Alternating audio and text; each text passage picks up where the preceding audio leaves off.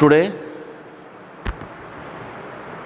we are going to discuss regarding the 12th physics chapter 1 rotational dynamics.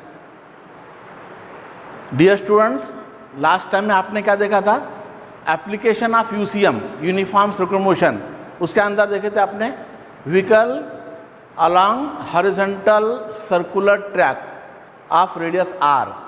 तो वहाँ पे आपने देखा था कि any vehicle is moving along the horizontal circular track of radius R, at that time how much maximum speed is remain. वहाँ पर कितनी स्पीड रहेंगी maximum, so that the vehicle can not be speed up और it is moving safely along curve road of radius R. तो वहाँ पे आपने क्या देखा था? Maximum speed. कितनी मैक्सिमम स्पीड थी आपके पास में? V max. कितना था आपके पास में? That is equal to under root of mu suffix S R into G. इसका मतलब ये हुआ the maximum speed of any vehicle which is moving along the curve road of radius R, that is given by under root mu S R into ji. Mu S क्या था आपके पास में? This is nothing but coefficient of static friction between the roads and the tires. R, radius of the circular track. G, acceleration due to gravity, that is 9.8 metre per second square. तो ये फार्मूले के तहत आपने maximum speed कितनी रहना चाहिए वो आपने देखे थे लास्ट टाइम में. आज हम देखेंगे beat number 1.3.2 well of death, जिसको कहते हैं हम मौत का कुआं. आपने देखा एग्जीबिशन नुमाइश के अंदर whenever the any stunt which can be performing, right? तो जैसा कि मौत का कुआं देखते हैं हमने, क्या था? कुआं है vertical section, that is a cylindrical shape. तो cylindrical wall of a vertical shape, जैसा मौत का कुआं ऐसा यहाँ पर एक सिलेंड्रिकल शेप है, राइट? अब उसका यहाँ पे that is the centre of the circular path track है. ये यहाँ पे एन नॉर्मल रिएक्शन है, F S force of the static friction है, एम जी एम क्या है?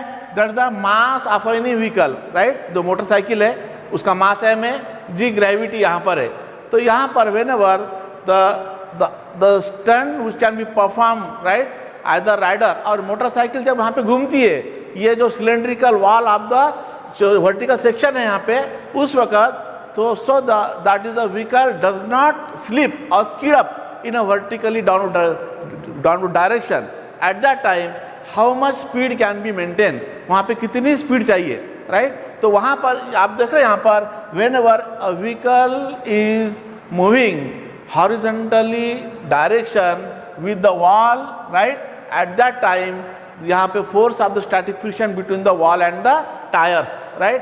तो यहाँ पर आप ये देखना है कि मिनिमम स्पीड कितनी है वो आपको निकालना है. तो ये वेल ऑफ डेथ के अंदर आप देख रहे हैं यहाँ पर लेट यहाँ पे जो L है that is the N. N क्या आपके पास में? एन है नॉर्मल रिएक्शन. एन है आपके पास में नॉर्मल रिएक्शन. इसका मतलब how the force acting on a body on a vehicle, ये व्हीकल पर कितना फोर्स एक्ट हो रहा है, राइट? तो नॉर्मल रिएक्शन एक वन ऑफ द फोर्स है आपके पास में. दूसरा फोर्स क्या आपके पास में? Force of the static friction F S. तो जिसको बोलते हैं हम force of static friction, right, between the wall and the tyres. पहले केस में देखे हमने स्टैटिक फ्रिक्शन किसके बीच में? Road and the tyres. अब रोड नहीं यहाँ पे, दैट इज सिलेंड्रिकल वॉल है, तो वॉल एंड द टायर्स के बीच का force of the static friction है. और यहाँ पे एम जी अनदर फोर्स है, यहाँ पर दूसरा another force is M G, that is the weight. क्या बोलते हैं हम उसको? Weight acting vertically downward direction. Vertically downward direction, ये बताता मैं यहाँ पे डाउनवर्ड डायरेक्शन. इसका मतलब there are the three forces. Normal reaction है, ये हॉरिजॉन्टल डायरेक्शन है toward the centre of the circle. F S force of the static friction है, राइट? किसके बीच में है यहाँ पे? That is friction between the tyres and the wall. And M G weight acting vertical downward direction.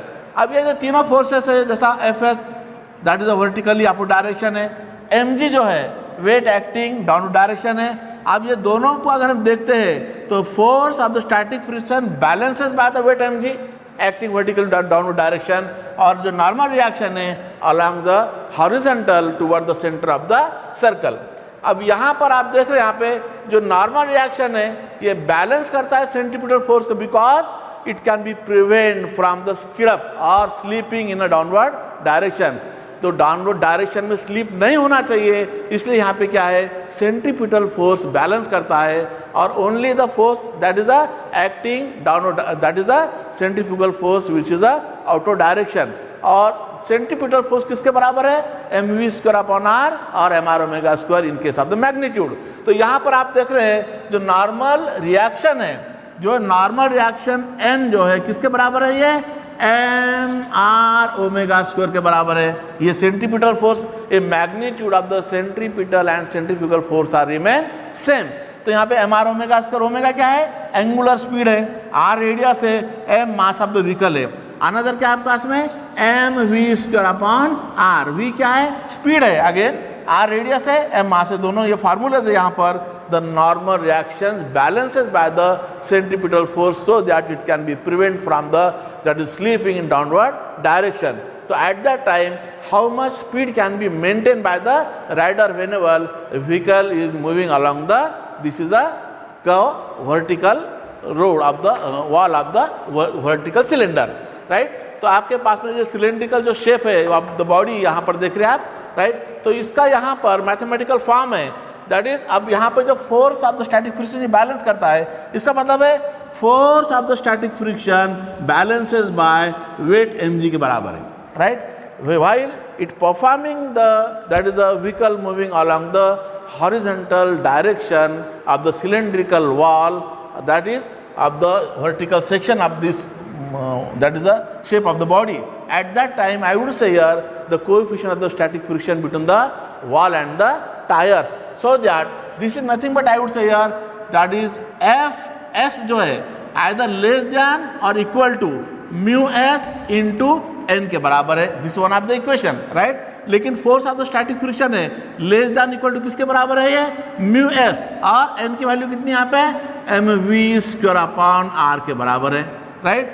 अब यहाँ पर देख रहे हैं आप, यहाँ पे एफ एस की वैल्यू किसके बराबर है, यहाँ पर m इंटू जी के बराबर है। इसका मतलब ये हुआ कि ये m into G either less than और इक्वल टू किसके बराबर है, mu S into mv² upon r के बराबर है। अब यहाँ पे अगर m लेस देन और equal to, I would say यार mg इक्वल टू अगर यहाँ पर mu S mv² upon r के बराबर है, इसका मतलब ये m क्या होगा, यहाँ पर कैंसिल होगा, क्या बचेगा आपके पास में, ये g की वैल्यू आइदर लेस देन और equal to mu S into v² upon r के बराबर है, राइट। अब यहाँ पर the acceleration due to gravity है आइदर लेस देन और equal to, because how much friction is there, ये डिपेंड करता है किस पे, that is the wall and the tyres पे। तो let us see here we can determine the minimum speed, right, whenever vehicle is moving along this horizontal circle, right। तो कितनी speed चाहिए आपके, so that the vehicle cannot be slip in downward direction। तो यहाँ पर ये जो v² है, ये v² आइदर ग्रेटर देन और इक्वल टू किसके बराबर होगा, यहाँ पे rg अपॉन म्यू एस के बराबर होगा, राइट। क्योंकि अपोजिटली अपन यहाँ पर gr इक्वल टू भी अगर है v² है तो ये ऐसा चल जाएगा। इसका मतलब ये हुआ यहाँ पे v² अगर इफ आई वुड से यार that is equal to rg upon mu S यहाँ पर है, तो इसका मतलब है जो value of the v minimum, how much minimum speed can be require, कितनी आपकी व्हीकल की स्पीड चाहिए, so that the vehicle does not sleep in downward direction. तो that is nothing but under root of rg upon mu S, इतनी speed आपकी maintain चाहिए so that vehicle does not slip और skid up from the vertical section of the wall. तो this is the formula regarding the v is equal to under root rg upon mu S. Mu S क्या again, coefficient of the static friction between the wall and the tyres, r radius of the circular जो track है आपके पास में, और g acceleration due to gravity again 9.8 metre per second square. तो in this way the well of death जो beat है this is over, right. तो आपने देखा यहाँ पे मौत का कुआं जिसको बोलते हैं हम, ये एग्जीबिशन में नुमाइश में आप देख रहे हैं, ये उसने फिगर इसलिए बताया यहाँ पर क्योंकि एक cylindrical wall of the vertical section है, इसके अंदर जो बाइक है that rider which can be that is driven safely along this circular track of the cylindrical wall. तो वहाँ पर the forces acting on body, तो कौन से फोर्सेस यहाँ पर आपके पास में, द नॉर्मल रिएक्शन है force of the static friction है और mg है। आपने देखा है कि नॉर्मल रिएक्शन ये हॉरिजॉन्टल फोर्स है directed toward the centre and that balances by the centripetal force so that the vehicle does not sleeping और skid up in downward direction. अब force of the static friction किसको balance करता है? mg को। इसलिए मैंने यहाँ पे लिखा है that is the force of the static friction जो है और mg के बराबर है normal reaction mv square upon r या mr ओमेगा स्क्वायर के बराबर है। ओमेगा एंगुलर स्पीड है, r रेडियस है, g that is the acceleration due to gravity है। अब यहाँ पर देखे थे हमने whenever vehicle which is moving along this cylindrical that is the wall of the that is the vertical section, so at that time how much speed can be that is required so that vehicle does not allow to slip right in downward direction। तो यहाँ पे force of the static friction या that is equal to mu s into n, लेकिन n की value आपके पास already कितनी है? ये नॉर्मल रिएक्शन है, यहाँ से लिया मैंने mv स्क्वायर अपॉन r के बराबर है। तो सब्स्टिट्यूट किया मैं यहाँ पे fs की वैल्यू किसके बराबर है? mg के बराबर है, that is less than equal to mu s mv square upon r, mm get cancel, g either less than or equal to mu s v square upon r के बराबर है। लेकिन मुझे यहाँ पे देखना है कि v स्क्वायर ग्रेटर देन जो स्पीड है either greater than equal to किसके बराबर होना? R G upon mu S के बराबर है। इसका मतलब v square if I would say v square is equal to R G upon mu S, therefore the minimum speed, कम से कम स्पीड कितनी चाहिए so that vehicle does not allow to sleep in a vertical downward direction? तो under root of R G upon mu S के बराबर है। तो this is we can say that is the well of the death is over.